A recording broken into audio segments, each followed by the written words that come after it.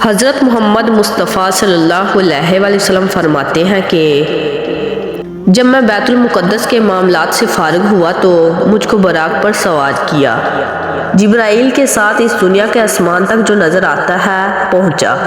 جبرائیل نے آسمان کا دروازہ کھٹکھٹایا، وہاں کے فرشتوں نے پوچھا کون ہو؟ کہا جبرائیل ہوں۔ انہوں نے کہا اور تمہارے ساتھ کون ہے؟ کہا محمد صلی اللہ علیہ وسلم اللہ کے رسول ہیں۔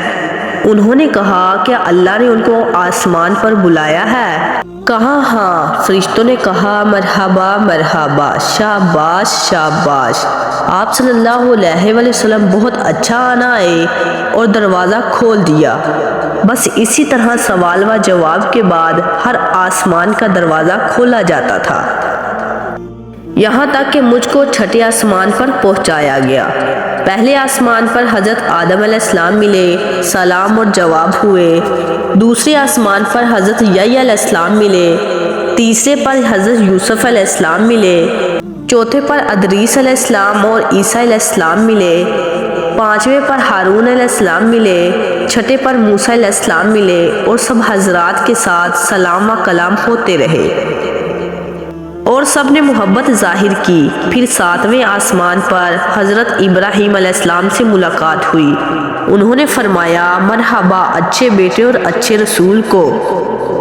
اس وقت ابراہیم علیہ السلام اپنی کمر بیت المعمور سے لگائے بیٹھے تھے، اور بیت المعمور میں 70,000 فرشتے عبادت کے لیے روزانہ ایسے داخل ہوتے ہیں کہ پھر دوبارہ ان کی باری نہیں آتی، اور بیت المعمور 7ویں آسمان پر فرشتوں کی مسجد ہے جو بالکل کعبہ شریف کے اوپر ہے، اور 7ویں آسمان پر بہت ہی عجیب عجیب اللہ تعالیٰ کی قدرتیں دیکھنے میں آئی۔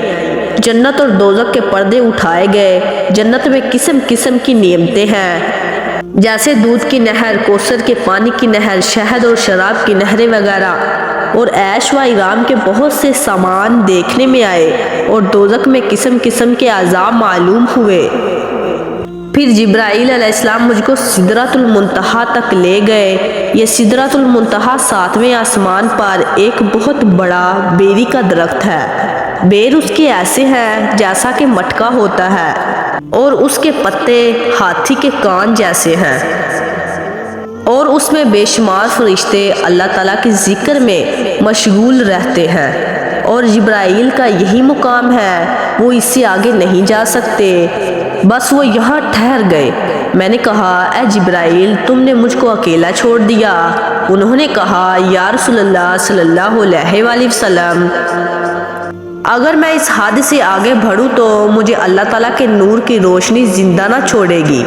اس کے بعد پھر مجھ کو اللہ تعالیٰ کے نور کی روشنیوں میں کر دیا، اور 70,000 نور کے پردوں میں سے مجھ کو نکالا، اور فرشتوں کی آوازوں کا آنا بند ہو گیا، اور ایک سبز رنگ کی ریشمین کرسی یعنی منبر پر مجھ کو بٹھایا۔